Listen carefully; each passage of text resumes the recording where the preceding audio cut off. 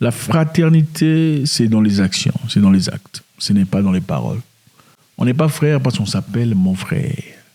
Mon frère, c'est la plus grande bêtise qui existe en Afrique.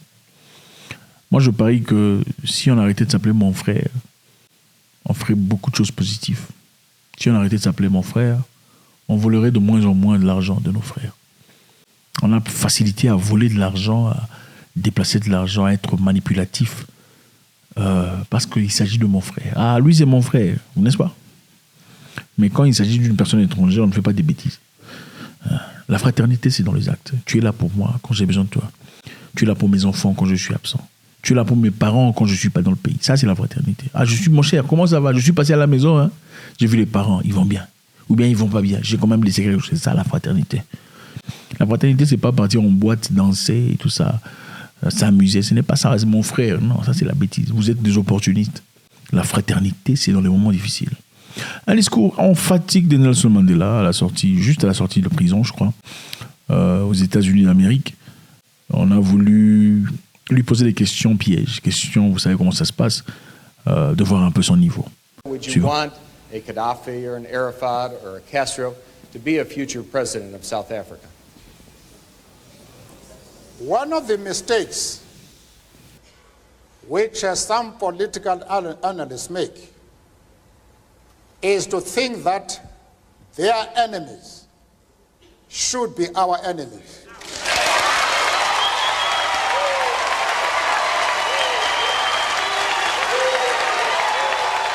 Contexte. On lui a posé la question de savoir, puisque vous supportez Yasser Arafat, vous connaissez Yasser Arafat de la Palestine, bon, beaucoup ne connaissent pas, ils sont très jeunes, malheureusement, Yasser Arafat, puisque vous supportez Cuba et Mohamed Kadhafi à l'époque, seriez-vous content de voir un président en Afrique du Sud tel que Yasser Arafat, Mohamed Kadhafi ou le président du Cuba? Sa réponse à lui, c'est quoi? L'une des erreurs les plus frappantes et que certaines personnes pensent que puisque eux ont des ennemis et leurs ennemis devraient devenir les ennemis de tout le monde. Vous comprenez un peu? Donc parce que vous avez des ennemis, vous les États-Unis avez des ennemis qui sont le Cuba, Yasser Arafat ainsi que Kadhafi. Vous pensez que nous aussi on doit être ennemis à Kadhafi et Yasser Arafat et le Cuba? Non, ce n'est pas ça. C'est un peu comme à l'école, vous savez. Il y avait toujours l'élève là le plus fort, le plus... Souvent, il a redoublé de classe, n'est-ce pas? Vous vous en souvenez? Il est plus grand que tout le monde. Lui, quand il te met dans le coin, celui qui ose te parler est en guerre avec lui. Ah, c'est comme ça, c'est dans le monde dans lequel on vit aujourd'hui. Généralement, Cuba, par exemple, pourquoi les gens ne parlent pas Cuba? Qu'est-ce que Cuba a fait? Cuba n'a pas voulu des business américains chez eux. Il n'a pas voulu l'exploitation des Américains. C'est ce qui s'est passé à Cuba. Voilà pourquoi ils ont été sanctionnés. Ils ont été écartés du marché mondial. Et aucun pays ne peut trader avec Cuba, à part ceux qui sont vraiment têtus, c'est-à-dire la Russie et la Chine peut-être. Les autres pays n'osent pas, ils ont trop peur, il faut respecter. Bon, si le grand frère a dit non, nous on dit non.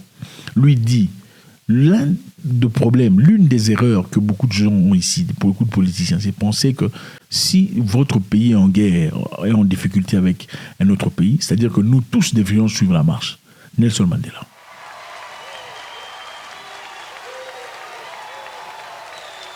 Les gens sont debout.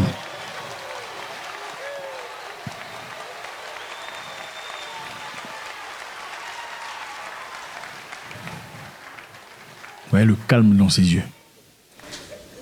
That we can and we will never do. We have our own struggle, which we are conducting. We are grateful to the world for supporting our struggle. But nevertheless, we are an independent organization with its own policy. And the attitude of every country towards, our attitude towards any country is determined by the attitude of that country to our struggle.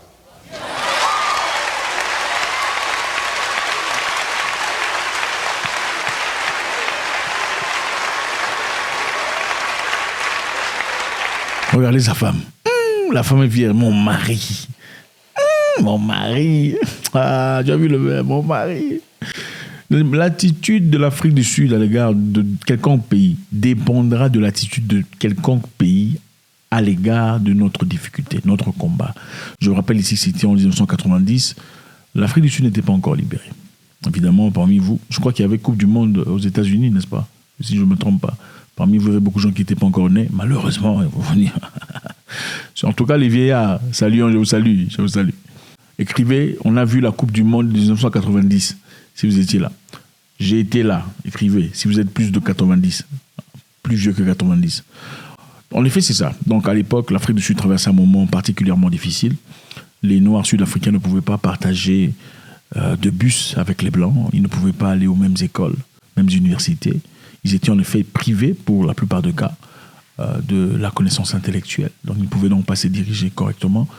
Les Sud-Africains traversaient un moment vraiment affreux, un moment obscur de leur histoire.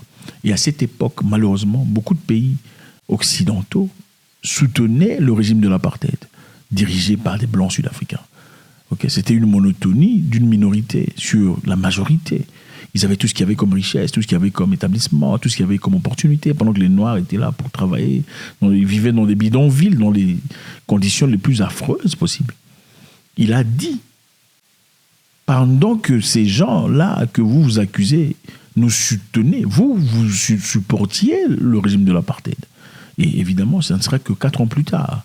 Ça, c'est à sa sortie de la prison. Ce ne sera que 4 ans plus tard qu'il pourra, en effet, devenir président de la République. Et il le dit.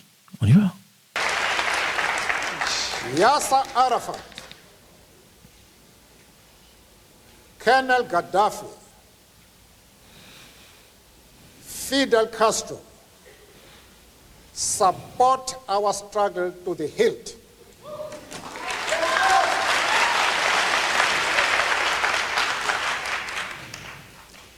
There is no reason whatsoever why we should have any hesitation about hailing their commitment to human rights as they are being demanded in South Africa. Our attitude is based solely on the fact that they fully support the anti-apartheid struggle. They do not support it only in rhetoric. They are placing resources at our disposal for us to win the struggle. Regardez, vous savez, quand on vous dit vos frères, c'est pas seulement vos frères. Frères, c'est pas la couleur de peau. Regardez comment c'est. Regardez comment ils ont le temps de regarder. That is the position. That is the position. Alors, c'est pour dire, pendant que vous vous acharnez contre ces gens, ces pays-là nous ont soutenus, pas seulement moralement, pas seulement mentalement, ils nous ont soutenus sur le plan logistique, ils nous ont envoyé les éléments nécessaires pour que nous gagnions notre guerre. Alors, ça se fait sans réfléchir. Donc, c'est normal qu'on leur envoie l'ascenseur. S'ils sont en difficulté, ils ont besoin de nous, on sera toujours là pour eux. Clair. I think I would be dishonest if I did not express profound disappointment. Bon, le monsieur ici est déçu, hein? With the answer that Mr. Mandela gave to the previous question. Déçu des réponses que M. Mandela a données. Because it suggests a certain degree of amorality. Immoralité. It suggests that what these people do in their own countries, what a Gaddafi does in Libya, what a Castro does in Cuba, is totally irrelevant, even in terms of the issue of human rights, as long as they support the cause of the ANC. I hope that is not what Mr. Mandela meant, and I would hope that he would clarify that issue further. Mr. Mandela. And at the same time, want me to be involved in the internal affairs of Libya and Cuba. I refuse to do that. As far as Yasser Arafat is concerned, il refuse de s'impliquer aux affaires internes de Cuba et de Mohamed Kadhafi. Il dit, je refuse de m'impliquer des histoires. I explained to Mr. Sigmund that we identify with the PLO because just like ourselves, they are fighting for the right of self-determination.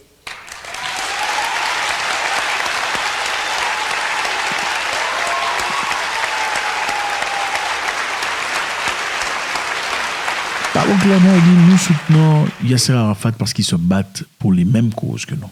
C'est ça la fraternité. I went further, however, to say that the support for Yasser Arafat in his struggle does not mean that the ANC has ever doubted the right of Israel to exist as a state legally.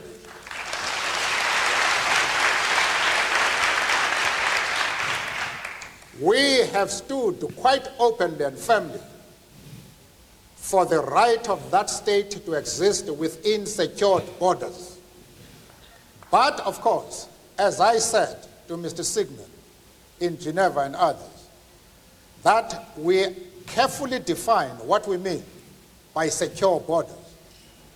We do not mean that Israel has the right to retain the territories they conquered from the Arab world, like the Gaza Strip, the Golan Heights, and the West Bank. We don't agree with that. Those territories should be returned to the Arab people. Wow. Bon. Mr. Mandela, C'est clair. C'est clair. Donc, regardez comment il les stoppe. I also explained to Mr. Sigmund and company. Bon, on ne va pas continuer. Vous voyez comment vous voyez la maîtrise, le charisme. Le monsieur dit, monsieur Mandela, je dis non, calme-toi, je n'ai pas fini. Je vais continuer de bombarder. Donc, ce qu'il dit ici, c'est clair. Si vous nous soutenez, on vous soutient. Vous ne nous soutenez pas, on ne vous soutient pas. Le fait que les États-Unis et le reste vous connaissez, ont des problèmes avec tel ou tel pays, ça ne veut pas dire que nous devons automatiquement nous y impliquer. Ça ne nous regarde pas. Nous, on soutient seulement ceux qui nous ont soutenus dans notre combat, jusque-là. Apparemment, Kadhafi, Cuba et les autres pays nous ont soutenus sur le plan, pas seulement moral, mais aussi logistique. Donc, il en va sans dire un mot que l'on leur envoie l'ascenseur en retour. Donc, je pense que c'est ça, les amis. C'est très important de réaliser. C'est une leçon très importante de la vie. La fraternité, ce n'est pas dans les paroles, ce n'est pas dans les... tout ça, non. Dans les protocoles. La fraternité, c'est dans les actes, dans les actions. Une personne prétendument frère qui est là pour te corriger, pour t'humilier. Les corrections sont différentes. Il y a des corrections positives pour l'amélioration. Il y a des corrections dans le but de vous humilier, de vous faire paraître pour un idiot, un imbécile, une personne pas très intelligente. Ce n'est pas un frère. Jamais ne fera ce genre d'histoire. Un frère te défend en public et te corrige en privé. Celui qui te corrige en public, c'est généralement dans le but de te rabaisser. Parce qu'une personne très bien intentionnée ne va pas avoir le besoin de te corriger en public. Il va t'appeler à... Donc c'est ça. Il faut comprendre sa fraternité, comprendre c'est qui les frères. Okay. En Afrique, on voit qui sont les frères. Il y a le Niger, le Burkina Faso, qui sont frères. C'est clair. Les autres ne sont pas leurs frères. Il ne faut pas vous mélanger. Oh, mon frère, non, vous n'êtes pas frère. Restez avec vos frères de votre tribu, là, dans votre village. C'est eux vos frères. Il ne faut pas impliquer les gens dans vos efforts. Ça, vos frères sont de votre tribu. Okay. Le Botswana et le Zimbabwe et la Namibie, ils sont frères. Ils ont ouvert leurs frontières. Plus besoin de passeport pour traverser, aller marcher, commercer. Ils sont le même peuple maintenant. Nelson Mandela, en défense de son policy, sa personnalité, ses idées, les idées des ANC, et aussi en train de emmener avec soi ces reporters, les journalistes qui lui posent des questions censées être difficiles. Pour le discréditer, il n'a pas été à la hauteur. God bless.